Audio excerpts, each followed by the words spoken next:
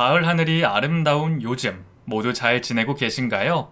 반갑습니다. 저는 75의 평범한 할머니입니다. 제가 핸드폰을 잘 못해서 이제야 이 귀한 채널을 알게 되었네요. 재밌는 사연을 매일같이 들으며 희로애락을 느끼고 있답니다. 그런데 저도 여기 주인공들 못지않은 사연을 가지고 있어서 아들의 도움을 받아서 이야기를 적어 신청하게 되었네요. 그럼 꼭 제 사연을 채택해 주시고 읽어 주시길 두 손 모아 부탁드립니다. 제 나이대 사람들은 부유한 집안에서 자란 분들이 거의 없겠죠? 저 역시 가난한 집안에서 태어나 어려운 성장기를 겪고 18살에 독립했습니다. 부모님은 빨리 시집을 가길 바라셨는데 저는 팔려가듯 시집을 가고 싶지 않아 고향 땅을 떠나 제가 하고 싶은 대로 살고 싶어서 서울로 올라왔어요. 그때 당시에는 할 수 있는 일이 많지 않아서 쉽게 취직할 수 있는 식당에서 일자리를 얻게 되었답니다. 식당 안에 쪽방이 있어 거기서 먹고 일하면서 지냈죠. 몇 년 고생했더니 반지하 단칸방 보증금을 마련해서 저 혼자만의 공간을 마련할 수 있었죠. 그렇게 계속 살다 보면 언젠가는 제 이름으로 된 식당을 차릴 수 있을 거라 생각했답니다. 하지만 그런 환상은 몇 년 지나자마자 깨지고 말았어요. 사랑하는 남편을 만나게 되었더니 꿈이 현모양처로 바뀌었답니다. 그이는 도축업을 하는 사람이었는데 월급도 괜찮게 받고 번듯한 집을 가지고 있어서 제가 고생할 필요가 없었죠. 짧은 연애를 하고 혼인신고만 하고 부부의 연을 맺게 되었고 저는 식당 일을 그만두고 살림과 내조에만 신경 쓰면서 여유롭게 지냈답니다. 제 인생이 잘 풀리는구나 싶은 마음이 들었지만 걸림돌이 또 하나 생겼습니다. 임신이 되지 않아서 마음고생을 참 많이 했답니다. 시부모님이 결혼 3년이 넘어가는데 왜 아이가 생기지 않느냐고 굉장히 싫어하다 못해 쫓아낼 기색으로 저를 몰아세웠어요. 게다가 딸이 아닌 아들을 낳아야 한다고 부담을 주셔서 하루하루가 고문스러웠습니다. 제 나이 30이 넘어가도록 아이 소식은 없었어요. 이에 시댁에서는 남편과 저를 이혼시키려고 안달이 났습니다. 시어머니는 남편에게 새로 선볼 여자를 구하러 다니며 그 일을 불러내려고 했어요. 하지만 남편은 끝까지 저와 살겠다며 이혼은커녕 다른 여자와 만남 따위는 하지 않겠다고 했답니다. 그래서 그이는 시댁과 조금 더 떨어진 곳으로 이사를 했고 저를 시부모님과 자주 보지 못하도록 중간에서 막아주었어요. 지금 생각해보니 남편이 얼마나 저를 위하고 생각해 주었는지 너무 고마울 따름이었죠. 그렇게 강산이 한번 바뀌자 저와 남편은 중년의 나이가 되었고 세상도 많이 발전하고 변했어요. 그런 변화가 생겨서 그런지 기대를 버리고 있었던 임신을 하게 되었답니다. 그때 제 나이 40이었죠. 저와 그이는 엄청 기뻐하다 못해 자지러지고 말았고 이 소식을 들은 시부모님도 경사가 났다며 동네 잔치를 열었답니다. 제가 바라는 꿈을 모두 이루었으니 이대로 평범하게 살다가 떠나도 여한이 없겠다고 생각했네요. 그렇게 세월은 쏜살같이 흘러갔고 남편이 50이라는 나이에 간암으로 세상을 떠났어요. 그때부터는 저 홀로 아들을 키우며 살았는데 남편이 남겨준 재산이 있어 큰 어려움은 없었습니다.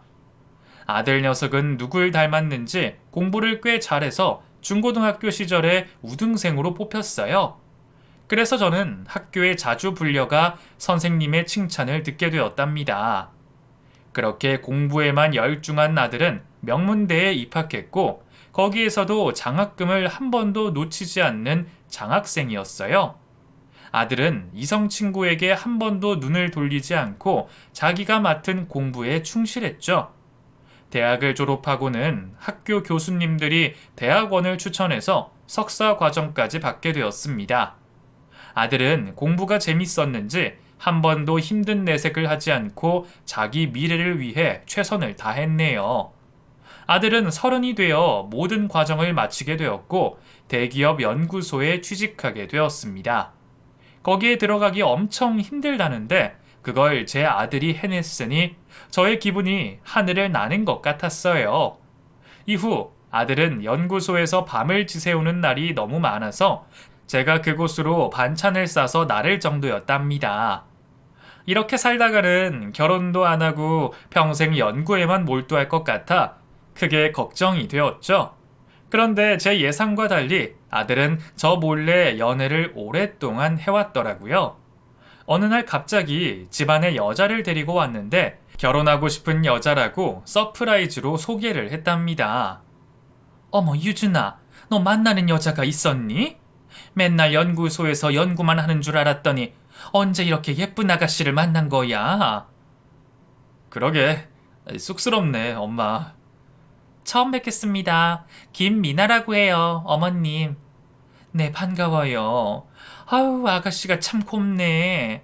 내가 밥 차려줄 테니까 앉아서 조금 기다려요. 예비 며느리는 저에게 잘 보이려는지 주방으로 따라 들어와 음식하는 걸 도와주더군요.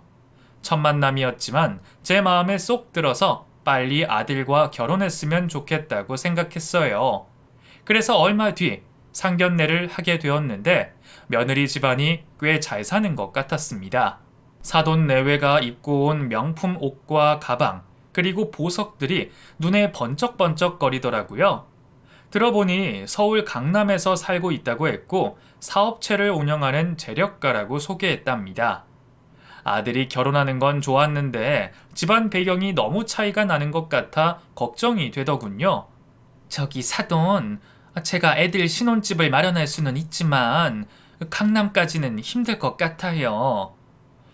제가 풀 죽은 목소리로 말하자 사돈 어른이 사람 좋은 웃음을 지으며 대답했어요. 아하하, 저희는 상관없습니다. 뭐 애들만 좋다면 시골에서 살아도 좋다고요. 허허허허. 그렇게 이해해 주시니 감사합니다. 그럼 혼수도 아주 간단하게 하고 예단이나 예물 같은 건 모두 생략하도록 하죠. 저는 배려해주는 사돈에게 뭐 하나 바라는 게 없다고 마음을 전했죠. 그래서 남편이 남겨둔 재산과 제가 들어놓았던 적금 모두를 모아서 서울에 있는 7억대 아파트를 신혼집으로 마련해 주었어요. 아들과 며느리는 신혼집을 만족하며 깨를 볶는 신혼을 시작했답니다.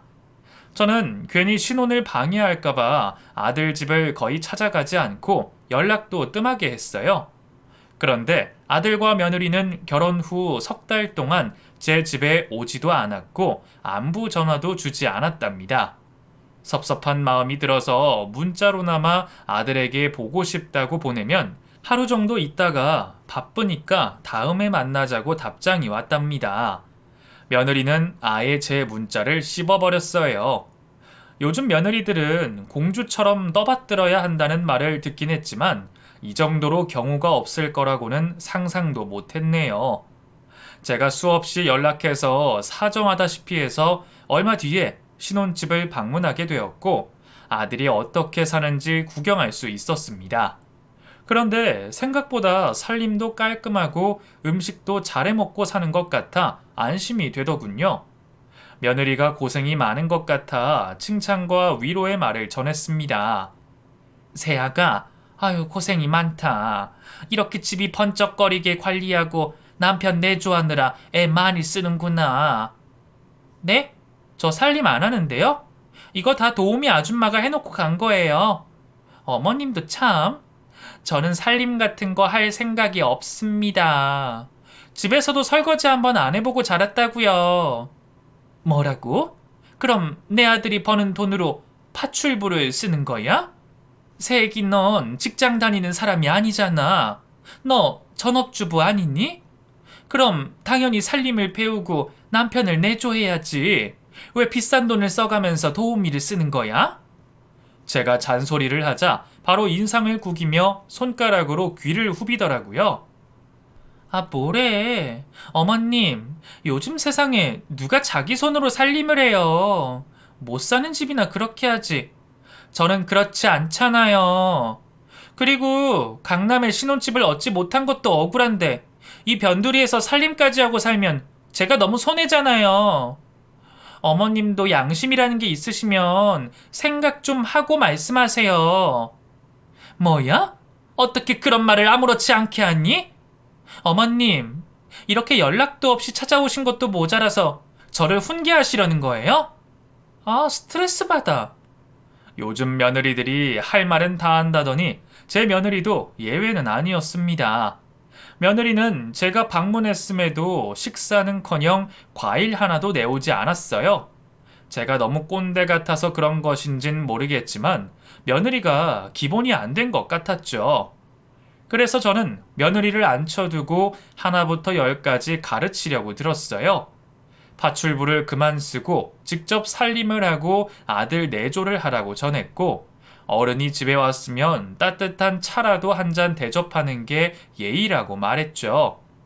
또 여러 가지 기본 상식이 될 만한 이야기를 떠들다 보니 1시간이 넘는 시간을 훈계하게 되었답니다. 어머님, 그만 좀 하세요. 지금이 조선시대도 아닌데 저한테 너무 많은 걸 바라는 건 아닌가요? 그리고 저만한 며느리를 봤으면 그런 걸 요구하시면 안 되죠. 어머님 아들이랑 저를 비교해보면 누가 봐도 제가 손해보는 결혼을 했다는 걸 안다고요. 제 친구들도 죄다 실패한 결혼이라고 놀려대는 거로 짜증나 죽겠는데 뭘 그렇게 많은 걸 바라세요?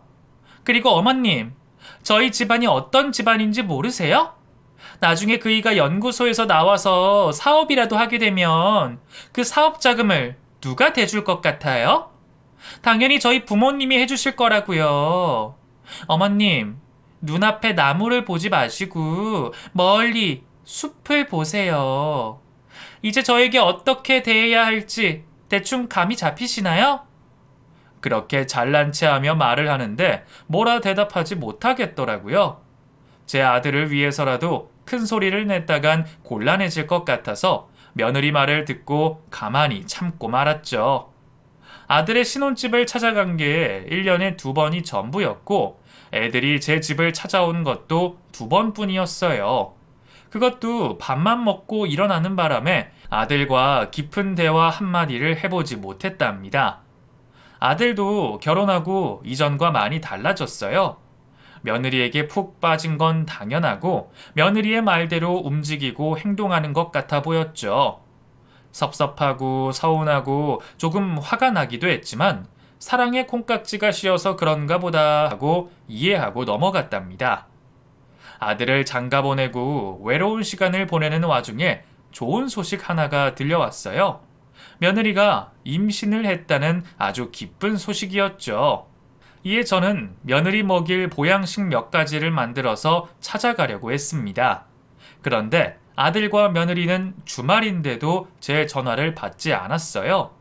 무슨 일이 있는 건지 아니면 일부러 제 연락을 피하는 건지 모르겠지만 정성껏 만든 음식을 그냥 두기 아까워서 버스를 타고 아들 집으로 향했습니다. 2시간이 걸려 도착해 무거운 짐을 낑낑대며 겨우 아들 집 앞에 다다랐고 초인종을 울렸어요. 이윽고 빙그레 웃으며 현관문을 열어준 며느리에게 인사를 했더니 표정이 굳어졌습니다. 어머님, 여긴 웬일이세요? 연락이라도 하고 오시지. 그 전화를 했는데 너도 유준이도 안 받더라고. 새끼, 네가 임신한 걸 알았는데 가만히 있을 수가 있어야지.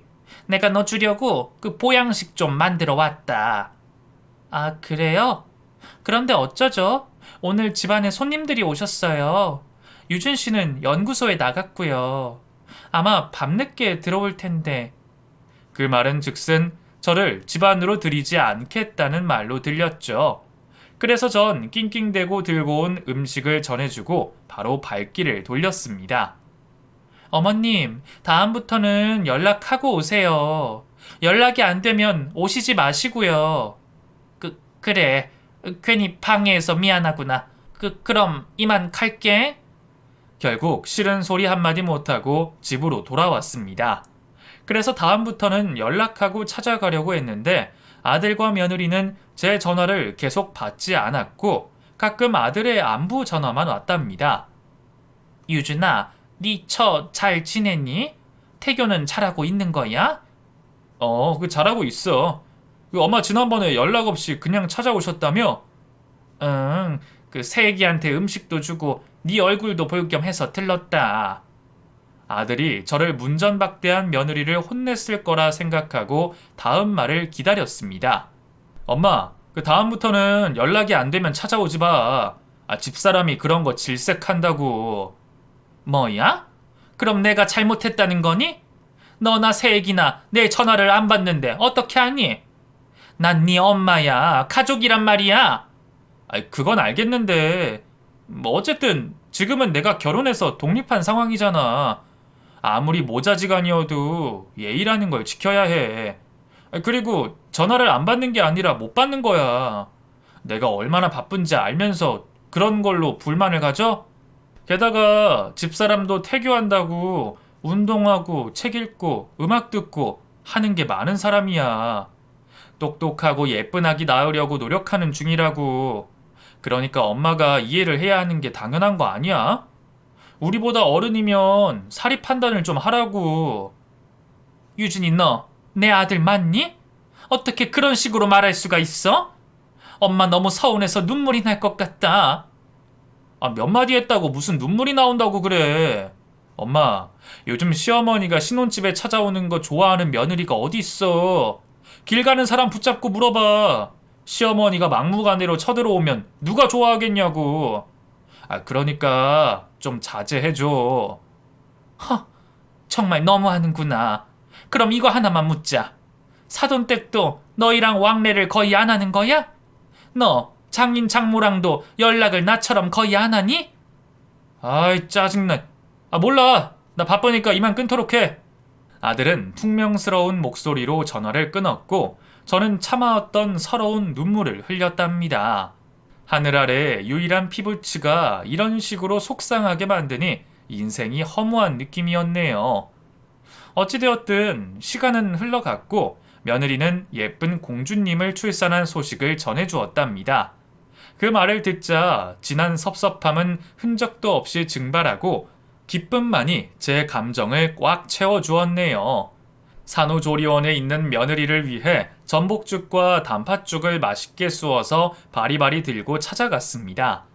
이윽고 조리원에는 사돈 내외와 며느리와 아들이 손녀딸을 보며 웃음꽃을 피우고 있더라고요. 저는 그 사이에 껴서 같이 행복을 느끼려고 활짝 웃으며 축하의 말을 전했습니다. 사돈 내외는 저를 반갑게 대해주셨는데 며느리는 제가 온 게 마음에 들지 않았는지 인상을 구기더군요. 저는 그 기류를 못 느낀 척하고 며느리에게 축하하고 고생했다며 손을 잡아주었어요. 그러자 바로 손을 빼며 억지로 고맙다고 대답하더군요. 그래서 고개를 돌려 사돈에게 안겨있는 손녀딸을 바라보며 저도 한번 안아보게 해달라고 말했답니다. 어머, 진짜 예쁘네요. 우리 손녀가 새애기를 빼다 박았어요. 허허, 그런가요? 하긴 우리 딸이 한미모하죠. 저도 안아보면 안 될까요? 왜 안 되겠어요? 자, 축하드립니다, 사돈. 할머니가 되셨습니다. 다행히 사돈 내외는 며느리와 다르게 저를 존중하는 태도로 대해주셨습니다. 그리고 태어난 며느리는 육아를 시작하게 되었는데 그래서 그런지 제 연락은 이전보다 훨씬 더 연결이 되지 않았답니다. 도대체 제가 왜 싫은 것인지 이유를 하나도 모르겠더라고요. 그래도 어른인 제가 져주고 다가가면 언젠가는 마음을 열 거라고 생각했습니다. 그래서 저는 손녀딸이 눈앞에 아른거리기도 하고 아들과 며느리가 보고 싶어서 계속 가까워지려고 무던히 애를 썼네요. 하지만 통화하기가 너무 어려워서 이번에도 연락 없이 아들 집에 찾아가게 되었습니다. 양손에 무거운 음식을 들고 비짓땀을 흘리며 찾아갔더니 아들 집에는 아무도 없더군요. 음식이 냉장고에 들어가야 하는 것들이어서 일단 기다려보기로 했답니다. 날씨가 쌀쌀해서 발을 동동 구르며 주차장에 아들 차가 들어오길 기다렸는데 2시간이 지나자 모습을 드러내더라고요. 차에서 내린 사람은 아들과 며느리, 사돈 어른과 손녀딸을 아는 안사돈이었어요. 식구들이 외식이라도 하고 돌아오는 길인 것 같았죠. 이윽고 저와 마주한 식구들은 밝은 미소를 지으며 추운데 고생이 많았다며 집 안으로 들여보내 주었습니다. 저는 가져온 음식을 냉장고에 넣어주며 사돈과 아들 내외가 나누는 대화를 듣게 되었는데 정말 질투가 나고 섭섭하더라고요. 장인어른, 오늘 비싼 음식 사주셔서 감사합니다. 다음 주에는 제가 쏘도록 할게요. 아이고, 우리 사위가 잘 먹었다니 기분이 좋구만. 어떻게 자네는 늘 그렇게 웃상인가? 매주 만나는데 보면 볼수록 마음에 드는 친구란 말이지. 장인 어른이야말로 훌륭한 인품에 유머 감각까지 갖춘 신세대 어른 아니십니까? 장인 어른과 장모님과 대화를 나누면 너무 재밌다니까요. 저와는 연락조차도 쉽게 되지 않는 아들이 사돈들과는 매주 만난다는 이야기에 몸서리치게 화가 솟구쳤습니다. 그래서 전 반찬만 넣어주고 바쁜 일이 있다고 자리를 벗어났습니다. 그런데 웃긴 게 뭐냐면 아무도 저를 잡지 않았답니다. 조금 더 머물다가 가라는 말이 그렇게 어려운 것인지 정말 속이 상해서 집에 가는 내내 눈물을 그치지 못했답니다. 저는 너무 화가 나서 아들 내외와 가까워지는 걸 잠시 접어두기로 했어요. 아무리 나이 많은 제가 참으려고 했지만 도가 지나치니 자존심이 무너지고 만 거죠.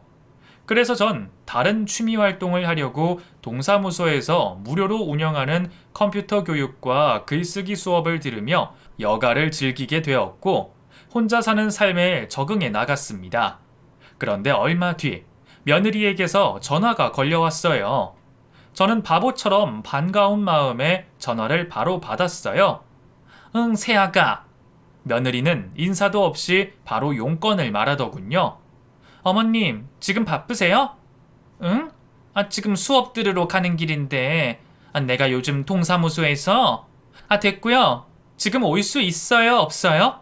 제가 외출할 일이 있는데, 당장 제 딸을 봐줄 사람이 없어서요. 친정 부모님이 해외여행을 가셨거든요. 그래? 그럼 내가 가야지. 당장 갈 테니 조금만 기다려라. 비록 사돈의 대타였지만 손녀딸을 볼 생각에 들떠서 기쁜 마음으로 아들 집으로 향했습니다. 이윽고 손녀딸을 만나게 되자 며느리는 왜 이렇게 늦게 왔느냐고 볼멘 소리를 하고는 곧장 외출을 하겠다며 나갔습니다. 잘 다녀오거라. 우리 혜미는 내가 잘 보고 있을게. 저기 수첩에 해야 할 것들과 먹일 것들 적어놨어요. 찾아보시고 잘 봐주세요. 오바해서 실수하지 마시고 적혀있는 대로만 돌봐주세요. 여전히 며느리는 제가 싫은 건지 툴툴거리며 말하고 집을 나갔습니다. 저는 그러거나 말거나 세상에서 제일 예쁜 손녀딸을 돌보며 시간 가는 줄 모르고 1년 동안 웃을 걸 몇 시간 만에 다 웃은 것 같았죠. 그렇게 즐겁게 시간을 보내자 며느리가 현관문을 열고 들어왔습니다. 그런데 혼자가 아닌 며느리의 친구들이 같이 들어오더군요. 저는 반갑게 인사하려고 며느리가 빨리 소개해 주길 바랬죠. 여긴 우리 집에서 일하는 아줌마야. 신경 쓰지 말고 들어가서 놀자. 너무 충격적인 말에 저는 억장이 무너지는 줄 알았습니다. 시어머니를 파출부라고 소개하는 며느리가 가당키나 하나요. 그런 대우를 당하면 당연히 열불을 내고 호통을 치고 혼쭐을 낼 것 같지만 저는 너무 당황해서 말문이 막혀 아무런 말도 나오지 않았어요. 그래서 전 거실 한켠에서 손녀딸을 조금만 더 돌보다가 일어날 생각이었는데 잠시 후 며느리 친구 하나가 짜증스러운 말투로 말했습니다. 야, 미나야, 파출부 아줌마 지금 뭐 하는 거냐? 네 딸을 자기 손녀딸처럼 대하는데 볼 만지고 껴안고 난리가 났네. 저래도 되는 거야? 할머니 추태가 너무 심한 거 아니니? 끼리끼리 논다더니 며느리 친구들도 비슷한 성격을 가진 사람들이었습니다. 저는 얼굴이 벌개져서 어쩔 줄 몰라 하고 있는데 며느리가 호통을 치더군요. 아줌마, 그 더러운 손으로 어딜 만져요? 딱 봐도 손이 더러워 보이잖아요. 내가 딸을 봐달랬지 그렇게 조물딱거리면서 만지라고 했어요? 제 딸 얼굴에 뾰루지라도 나면 책임지실 거예요? 다 됐으니까 나가세요. 일당은 계좌로 넣어줄게요. 뭐 하세요? 꼴도 보기 싫으니까 당장 나가세요. 저는 실어증이라도 걸렸는지 목구멍에서 아무런 말이 나오지 않았습니다. 사지가 벌벌 떨리고 당장이라도 쓰러질 것 같았죠. 그래서 도망치듯 아들 집에서 나오게 되었고 큰 충격이 가시지 않아 약국에 가서 청심한 2병을 사서 먹었답니다. 그렇게 상처를 받은 저는 누구에게 하소연도 못하고 집에서 며칠 동안 끙끙 앓으며 누워만 있었네요. 며느리에게 파출부 소리까지 들었으니 더 이상은 아들 집에 가고 싶지 않았습니다. 물론 전화도 하지 않고 지냈죠. 그런데 한 달 뒤 며느리가 반성을 했는지 전화를 걸어왔답니다. 하지만 저는 화가 가라앉지 않아 수신 거부를 해버렸고 언제가 될지 모르지만 마음이 열릴 때까지는 만남을 가지지 않을 생각이었죠. 그런데 그날 저녁에 며느리가 혼자서 제 집을 찾아왔답니다. 마음 같아선 문전박대를 하고 싶지만 며느리와 똑같은 사람이 되기 싫어서 마지못해 집 안으로 들였어요. 어머님, 지난번에는 죄송했어요. 제 친구들이 다들 강남에서 잘 나가는 애들이라 어머님을 시어머니라고 말하지 못했어요. 그때 어머님 옷차림이나 머리 스타일이 너무 추레하셔서 저도 모르게 도움이라는 말이 튀어나왔어요. 진심으로 죄송합니다. 용서해 주세요. 저는 쉽게 용서하지 않으려고 마음먹었었는데 막상 며느리가 무릎을 꿇고 잘못을 시인하니 화났던 순간들이 잊혀지더군요. 아무리 그래도 그렇지. 시애미를 파출부로 소개하는 건 너무했다. 그래도 네가 용서를 빌러왔으니 내가 어쩌겠니. 다 용서해 주마. 정말요? 고마워요, 어머님. 앞으로는 어머님 연락이라면 자다가도 벌떡 일어나서 받을게요. 치, 진작에 그럴 것이지. 내가 그동안 얼마나 섭섭했는 줄 아니? 그렇게 며느리와 지난 일을 풀고 수다를 떨며 오랜 시간을 보냈습니다. 이제라도 보통의 고부 사이가 되어 천만다행이라고 생각했죠. 어느새 늦은 밤이 되었고 그만 며느리를 보내려고 시계를 보며 신호를 보내주었습니다. 그러자 저에게 부탁할 말이 있다며 조심스럽게 말을 꺼내더군요. 저기 어머님, 저 부탁할 게 하나 있는데 들어보실래요? 부탁? 혹시 우리 손녀딸 봐달라는 부탁이라면 환영이다. 아, 그건 아니고요. 유준 씨가 이제 연구소를 접고 회사를 차리겠다네요? 그래? 그거 잘된 일이네. 그럼 사돈이 애를 써주시겠구나. 네, 제대로 된 사업장을 차려주고 싶어서 강남에 좋은 자리를 마련해 주셨어요.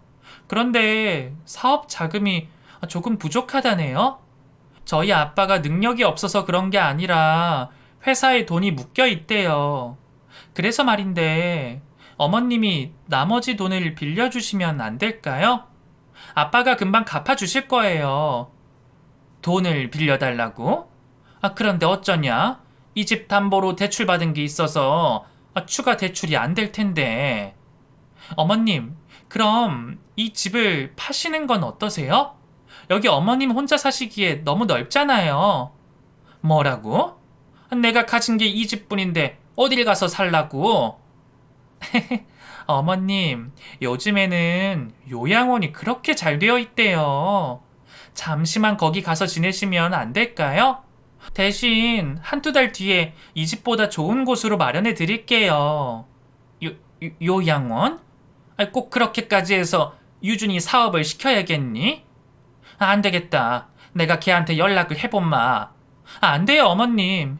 그이는 제가 어머님한테 돈 빌리러 온 걸 몰라요. 저도 이렇게까지 하고 싶지 않았는데 그이가 사업을 너무 하고 싶어서 이 방법밖에 생각나지 않았어요.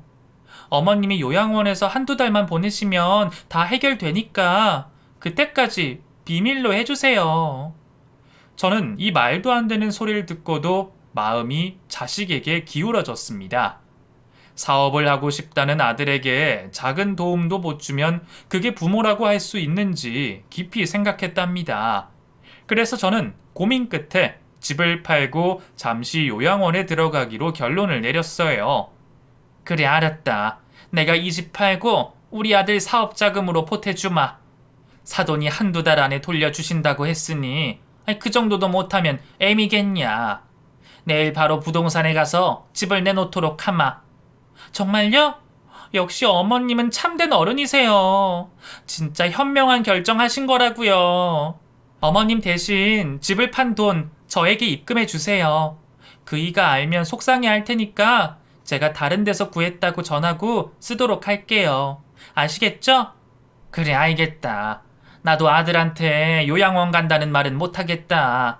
뭐 여하튼 유준이 사업이 잘 풀리면 소원이 없겠다. 이젠 아들이 결혼해서 아이까지 낳고 잘 사는 걸 봤으니 죽어도 여한이 없어. 무슨 말씀을 그렇게 하세요. 우리 혜미가 결혼하는 것까지 다 보시고 오래오래 사셔야죠. 어쨌든 어머님, 저희 도와주셔서 감사해요.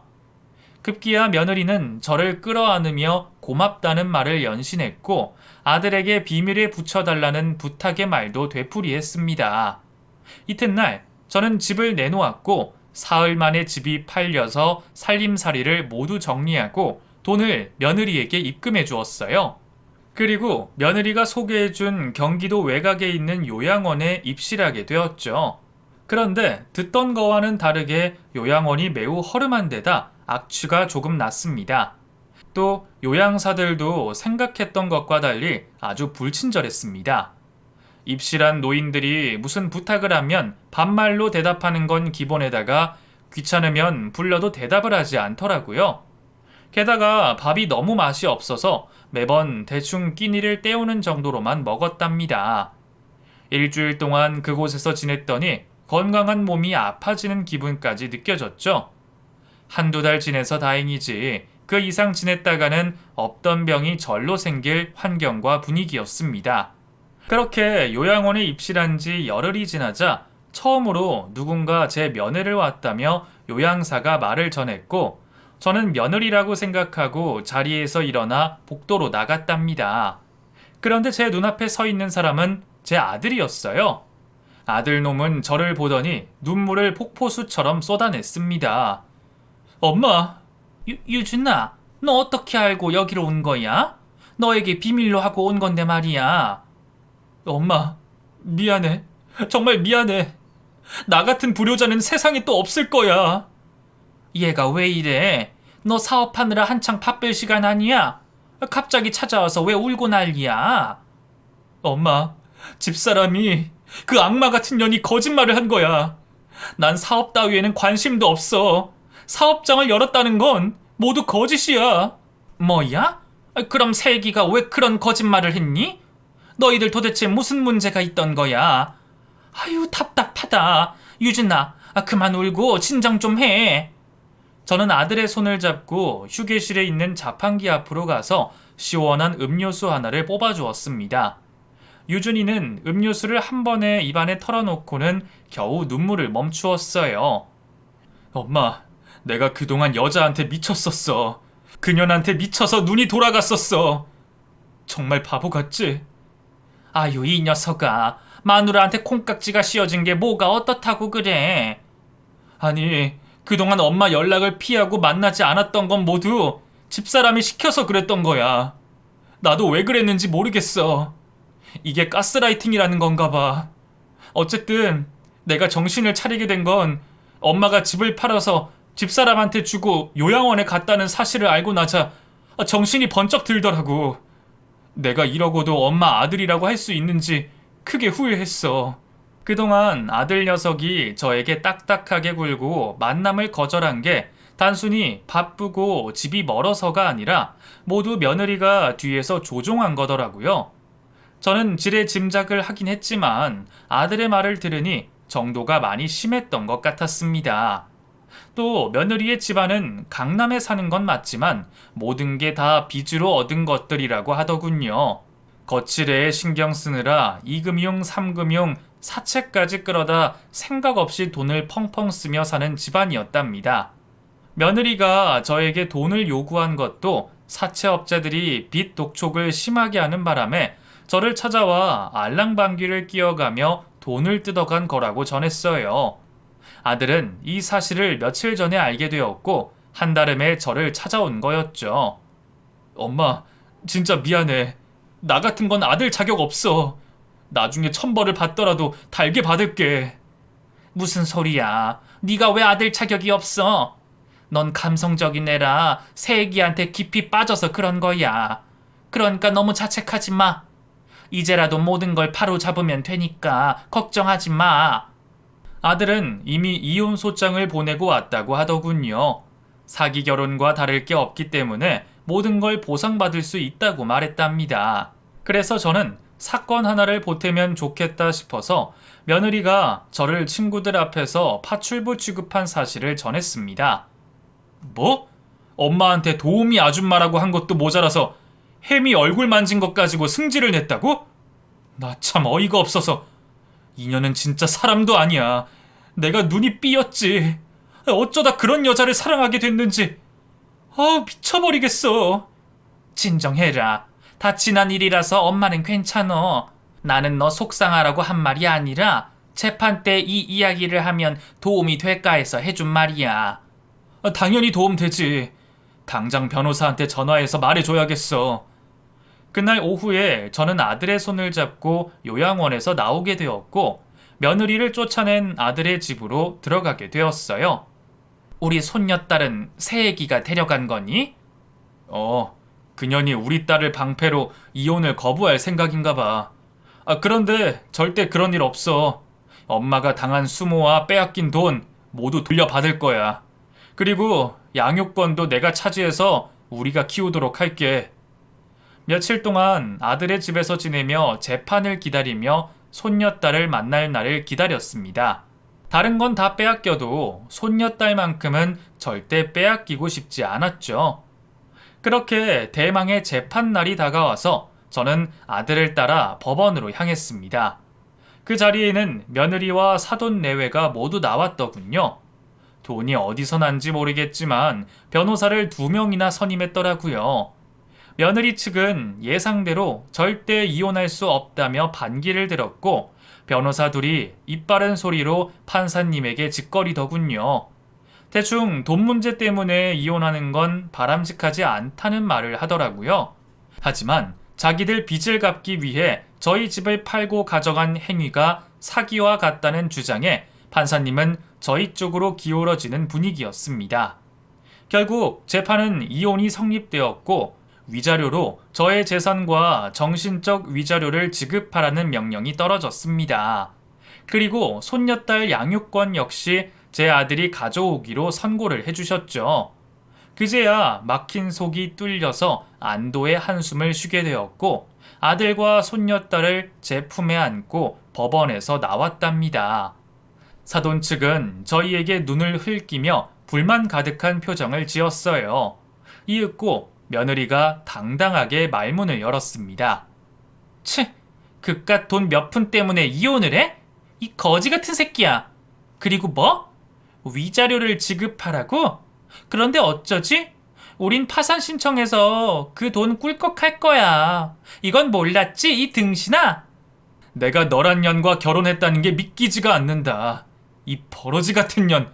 할 짓이 없어서 우리 엄마 집을 빼앗고 요양원으로 보내? 넌 사람이 아니야. 짐승 그 자체라고. 마음대로 짓거려라. 그리고 내 딸을 데려갔다고 좋아하지 마. 난 항소할 거고 다시 내 딸 데리고 올 거야. 누구 마음대로? 너희 가족 사기단에게 내 딸을 빼앗길 일은 절대 없어. 내가 접근 금지 신청할 거니까 그런 줄 알고 있어라. 아들과 며느리는 격한 말다툼을 오래 하다가 이내 서로 갈 길을 가게 되었답니다. 그리고 며칠 뒤 며느리와 사돈 내외가 파산 신청을 해서 위자료를 지급하지 않게 되었어요. 정말이지 똥을 제대로 밟은 셈이었죠. 그래도 전 손녀딸을 품에 안게 되어서 돈 따위는 관심이 가지 않았습니다. 물론 남편이 남겨준 재산을 잃어서 너무 미안하고 면목이 없지만 하늘에 있는 그이도 절 이해해 주리라 믿었어요. 아들은 여전히 연구소를 계속 다녔고 제가 살림과 육아를 맡아서 살게 되었죠. 3대가 한 집에서 살게 된 거죠. 저는 이렇게 살아도 충분히 행복하고 좋아서 매일 웃는 얼굴로 하루를 시작했네요. 한 달이 지나자 아들이 희소식이 있다며 저에게 말했습니다. 엄마, 전처랑 장인 장모 있잖아. 응? 왜? 설마 우리 손녀딸을 빼앗아 가려는 거 아니지? 아니, 그 반대야. 앞으로 우리 딸을 평생 보지 못할 거야. 그 사기꾼들 죄다 감옥에 가게 됐어. 뭐라고? 온 식구가 감옥에 갔다고? 응. 파산해도 갚아야 할 빚이 많았나 봐. 그 채무 불이행 죄에다가 지인들한테 빌린 돈을 갚지 않아서 사기죄까지 추가됐대. 그래서 세 사람이 나란히 콩밥을 먹으러 갔어. 앞으로 우리 딸은 그 가족 사기단에게 빼앗길 일도 만나게 해줄 일도 없어. 아이고, 그렇구나. 우리 손녀딸이 우리와 계속 함께 산다니 너무 기쁘구나. 아니, 그런데 그 감옥에 간 건 조금 안쓰럽다. 에이, 엄마. 이제는 그 짐승들을 인간으로 취급하면 안 돼. 정의 실현이 된 거라고. 그래, 알았다. 네 말대로 참 잘된 일이다. 그럼 우리 세 식구 잘 살아보자. 아니지, 너 아직 젊으니까 재혼해야지. 처녀는 아니어도 괜찮은 이혼녀가 있으면 제대로 된 사람을 만나보도록 해. 그러자 아들은 여자라면 너무 무서워서 만나고 싶은 마음이 없다네요. 또 조종당해서 저에게 죄를 지을까봐 걱정이라며 한동안은 저희 세 식구만 생각하며 살겠다고 했답니다. 그래서 지금 저는 손녀딸을 키우느라 정신없이 지내고 있어요. 웃어도 예쁘고 울어도 예뻐서 1초도 눈에서 떼지 못하면서 살고 있답니다. 그리고 얼마 전 아들이 다양한 사연이 있는 이 채널을 저에게 소개해 줬는데 저희보다 더한 인생을 살았던 사람들이 덜어 있더라고요. 참 안타깝고 가슴이 아파서 혼났네요. 그런 분들께 저희 이야기를 들려드리고 같이 힘냈으면 하는 마음에 어설픈 독수리 타자로 글을 적어보았습니다. 글을 쓰다 보니 제가 많이 바보 같은 순간들이 한두 번이 아닌 것 같아 매우 부끄럽네요. 여하튼 저 같은 사람도 있다는 걸 기억해 주시고 함께 아픈 상처를 치유하며 지내보도록 해요. 그럼 행복한 가정에서 좋은 시간 보내시길 소망합니다. 모두 안녕히 계세요.